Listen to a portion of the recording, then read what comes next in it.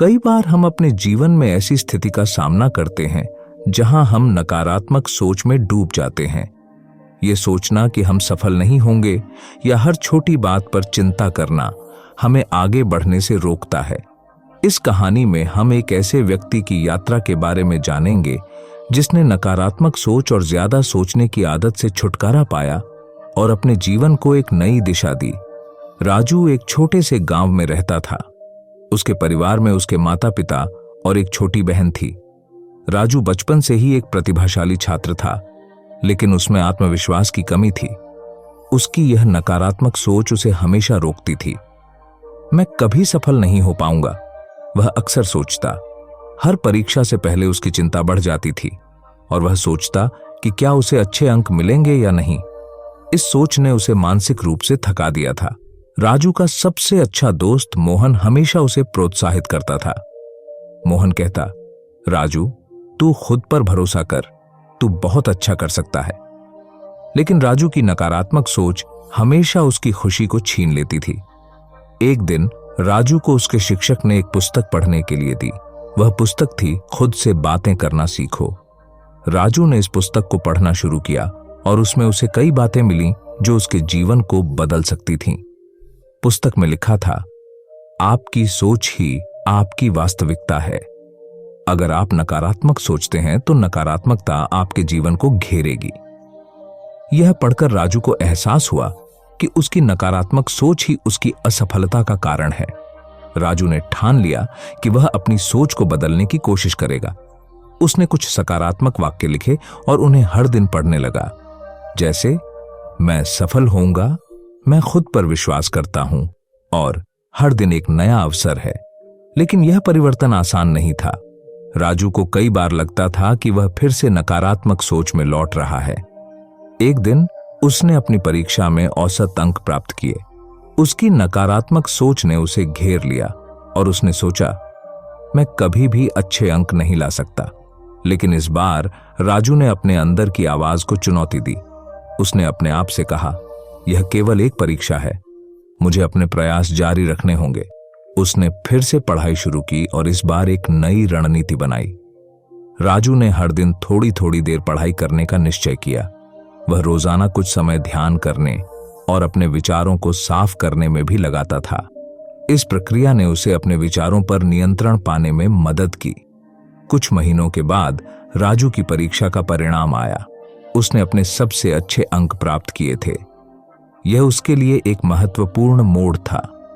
उस दिन उसने महसूस किया कि अगर वह सकारात्मक सोचता है और अपने विचारों पर नियंत्रण रखता है तो वह किसी भी चुनौती का सामना कर सकता है। राजू ने अपने परिवार को अपनी सफलता के बारे में बताया। उसके माता पिता गर्व से भर गए। राजू ने अपने जीवन में बदलाव लाने की दिशा में एक बड़ा कदम उठाया था। राजू ने अपनी सफलता को और बढ़ाने का फैसला किया। उसने यह सोचकर आगे बढ़ने का निश्चय किया कि उसके जीवन में और भी कई अवसर आने वाले हैं। उसने अपने स्कूल में एक क्लब शुरू किया जहां वह अन्य छात्रों को सकारात्मक सोच और मानसिक स्वास्थ्य पर जागरूक करने लगा। राजू का क्लब बहुत सफल रहा। वहां छात्र एक दूसरे को प्रोत्साहित करते और अपने विचारों को साझा करते थे। राजू ने सीखा कि नकारात्मक सोच से छुटकारा पाना केवल व्यक्तिगत यात्रा नहीं है, बल्कि यह दूसरों को प्रेरित करने का एक तरीका भी है। समय के साथ राजू ने न केवल अपनी सोच में बदलाव किया, बल्कि उसने अपने जीवन में संतुलन भी बनाए रखा। उसने सीखा कि कभी-कभी नकारात्मक विचार आ सकते हैं, लेकिन यह महत्वपूर्ण है कि उन्हें कैसे संभाला जाए। राजू ने ध्यान और योग को अपने दैनिक जीवन का हिस्सा बना लिया। इसने उसे मानसिक शांति दी और उसके विचारों को नियंत्रित करने में मदद की। राजू की कहानी यह सिखाती है कि नकारात्मक सोच और ज्यादा सोचने की आदत से छुटकारा पाने के लिए पहले खुद को पहचानना आवश्यक है। हमें अपने विचारों पर ध्यान देना चाहिए और उन्हें सकारात्मकता की दिशा में मोड़ना चाहिए। राजू ने यह भी सीखा कि असफलताएं केवल अस्थायी होती हैं। वे हमें मजबूत बनाती हैं और हमें आगे बढ़ने का मौका देती हैं।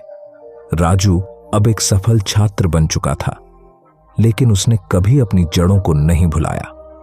उसने नकारात्मक सोच और ज्यादा सोचने की आदत से छुटकारा पाकर अपने जीवन को एक नई दिशा दी। उसने अपने अनुभवों को साझा करते हुए कहा, जब आप अपनी सोच को सकारात्मक दिशा में मोड़ते हैं तो आप न केवल अपने जीवन को बदलते हैं बल्कि दूसरों को भी प्रेरित करते हैं। यह कहानी इस बात की गवाही देती है कि नकारात्मक सोच से छुटकारा पाना संभव है अगर हम सही कदम उठाएं और सकारात्मकता को अपनाएं। राजू की यात्रा एक प्रेरणा है कि हमें अपने विचारों पर ध्यान देना चाहिए और उन्हें नियंत्रित करना सीखना चाहिए। नकारात्मकता से लड़कर हम अपनी सच्ची क्षमता को पहचान सकते हैं और जीवन में सफलता हासिल कर सकते हैं। इस प्रकार हमें हमेशा याद रखना चाहिए कि सोच हमारी वास्तविकता है और हम अपने जीवन को सकारात्मकता की ओर मोड़ सकते हैं। इस कहानी से हमें यह भी सीखने को मिलता है कि जीवन की चुनौतियों का सामना करने के लिए हमें कभी हार नहीं माननी चाहिए। हम सभी के अंदर एक शक्ति होती है जो हमें आगे बढ़ने और अपने सपनों को पूरा करने में मदद करती है। आपका जीवन आपके हाथ में है, इसे सकारात्मकता से भरें और अपनी सोच को सही दिशा में ले जाएं।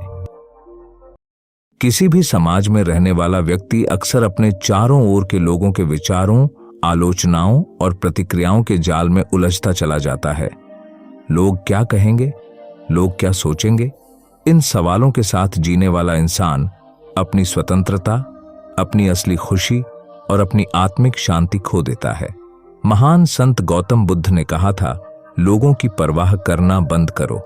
इसका अर्थ था कि अपने जीवन की वास्तविक दिशा को पहचानो और उसे दूसरों के विचारों से प्रभावित किए बिना आगे बढ़ो।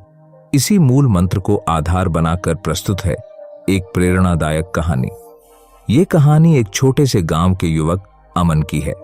अमन गांव का सबसे होनहार युवक था। उसे अपनी जिंदगी में कुछ बड़ा करने की आकांक्षा थी, परंतु वो हर बात पर इस विचार में उलझ जाता कि लोग क्या कहेंगे।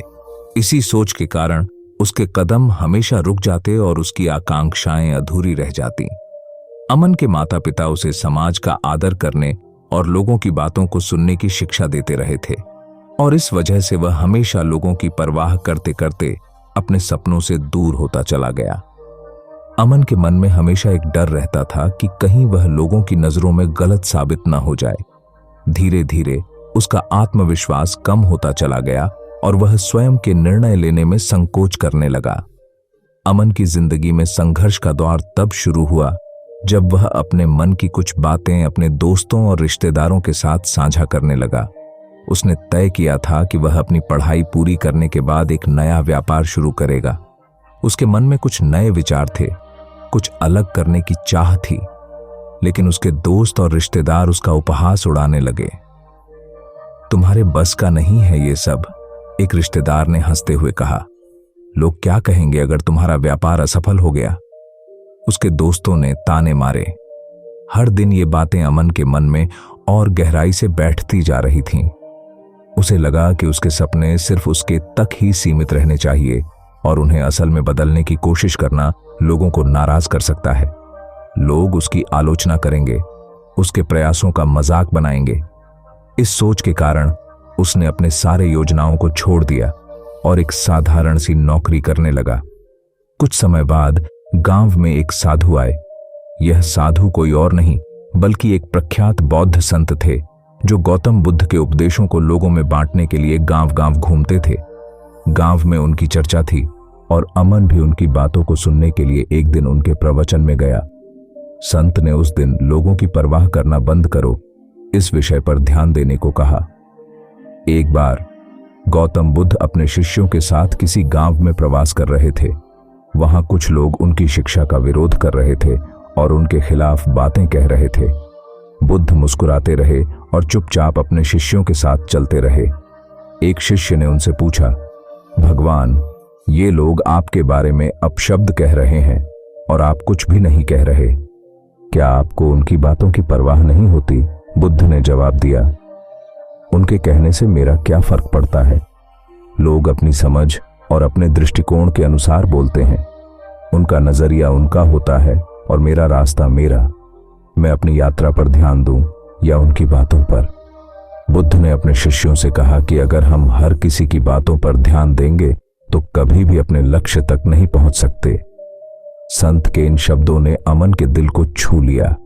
उसने महसूस किया कि वह भी गौतम बुद्ध की शिक्षा को समझने में चूक गया था। वह अपने पूरे जीवन में दूसरों की परवाह करता रहा, लेकिन अपनी इच्छाओं और सपनों को पीछे छोड़ दिया। उसने अपने भीतर की आवाज सुनी, जिसने उसे समझाया कि अगर वह अपना रास्ता खुद चुनना चाहता है तो उसे सबसे पहले दूसरों के विचारों की परवाह करना छोड़ना होगा। अमन उस दिन साधु के पास गया और उनसे कहा, महाराज, मैं हर दिन फैसले दूसरों की परवाह के कारण बदलता रहा हूं। मेरी सोच, मेरे फैसले, मेरे सपने, सब कुछ लोगों की परवाह में खो गया है। मैं अब स्वतंत्र महसूस करना चाहता हूं। क्या आप मुझे सही मार्ग दिखा सकते हैं? साधु ने मुस्कुराते हुए अमन से कहा, तुम्हें अपने अंदर की शक्ति को पहचानना होगा। लोग क्या कहेंगे, इसका भय छोड़ना होगा। अपने जीवन की बागडोर स्वयं अपने हाथों में लो और लोगों की परवाह को त्याग कर अपने लक्ष्य की ओर बढ़ो। अमन ने संत के कहे शब्दों को अपनी जिंदगी में लागू करने का निर्णय लिया। उसने सबसे पहले उन लोगों से दूर रहना शुरू किया जो हर समय उसकी आलोचना करते थे और उसे हतोत्साहित करते थे। उसने अपनी योजनाओं को दोबारा सोचा और नए सिरे से व्यापार की शुरुआत की।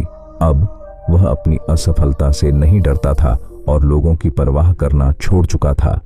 धीरे धीरे उसने अपनी मेहनत और समर्पण से अपने व्यापार को सफलता की ओर ले जाना शुरू किया।